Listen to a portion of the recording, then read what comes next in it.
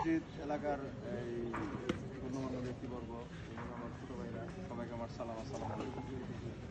তো বিগত দিনে আমরা বিভিন্ন রকম অকারেন্স বা বিভিন্ন রকম এই দুষ্কৃতিকারীদের বিভিন্ন রকম এই উৎপাদ দেখতে পাচ্ছি। সেই পরিপ্রেক্ষিতে ইদানিং গত শনিবারও বসা, আজকেও বসা। তো আজকে আপনারা কয়েকজন অনেকে এই উন্নয়ন কমিটির সম্মানিত সভাপতি বলে গেলেন যে কমিটি নিয়ে একটা কথা হয়েছে, কিন্তু আসলে আমাদের মুখ্য বিষয় কমিটি নিয়ে না। আমি ওনাকে ক্লিয়ার বলতে চাই, কমিটি নিয়ে আমাদের কোনো মাথা ব্যথা নাই। হ্যাঁ, আরেকটা কথা, আপনারা যেহেতু চাচ্ছেন দলমত আপনারা যেহেতু চাচ্ছেন যে এলাকার সার্বিক পরিস্থিতি নিয়ন্ত্রণে আনতে, হ্যাঁ, তো আমরা চাই না ব্যক্তিগতভাবে দলমত কে আওয়ামী লীগ করে কে বিএনপি করে, অতীতে এরকম ছিল না। আমরা সবাই এক কাতারে দাঁড়াইছি। হ্যাঁ, যে আওয়ামী লীগ করে বিএনপি করে এরকম ছিল না। এই রিসেন্ট এটা তৈরি হয়েছে। রিসেন্ট বলতে কি, ধরেন এই 5-7 বছর আগে এরকম তৈরি হয়েছে। এই মামলা হামলা করছে, হ্যান করছে, ত্যান করছে, বাপে জেল খাটছে, আমি জেল খাটছি। আমার মতো মনে হয় না যে আমাদের ফ্যামিলির মতো এরকম কেউ সাফার হয়েছে। আমার মার বাপের যখন ধরে নিয়ে যায়, মার্কেট নিয়ে ওনার হইলো কি বলে এটাকে, ওই প্রেশার ছিল, তারপরে ডায়াবেটিস ছিল, এই কারণে কিডনিটা ড্যামেজ হয়েছে, প্রায় 3.5 কোটি টাকার উপরে গেছে আমার। আমি নিজে পর্যন্ত জেল খাটছি, বাপে খাটছি, আমরা এগুলো ভুলে গেছি। আমাদের আওয়ামী লীগের যে লোকজন আছে দেখলে আমাদের হৃদয়ে রক্তক্ষরণ হয়, কিন্তু তারপরেও আমরা এক এলাকার সকালে বেরোলে ওনার সাথে দেখা হবে, অমুক ভাই আমার, চাচা আমার, আমি কারে ফেলে দিব।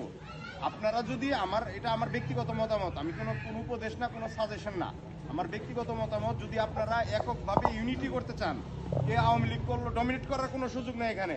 কে আওয়ামী লীগ করলো, কে বিএনপি করলো, কে জামাত করলো, কে মানে আরো কোনো অন্য সংগঠন করলো, হ্যাঁ, এগুলো দেখার কোনো সুযোগ নাই।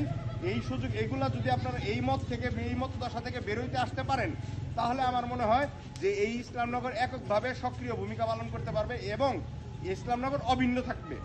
আর যদি বিভিন্ন পলিটিশিয়ান বিভিন্ন এই রাজনৈতিক মতদশার বিভিন্ন রকম এক একজনের উস্কানিতে, এক একজনের চুলকানিতে যদি ইচিং এর পাল্লায় আপনারা বলেন, তাহলে এই ছেলে পেলে আপনাদের কথা শুনবে না।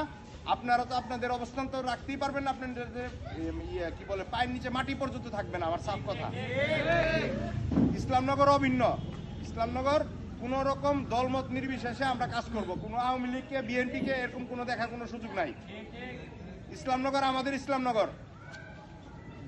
কে বা কারা অনেকে ডমিনেট করে কথা বলে যে বিদায় সে হ্যান না তেন না। আরে আমি তো এখন রোজার মাস, কি বলবো, আমি কারো রক্তচক্ষু দেখে ভয় পাই না।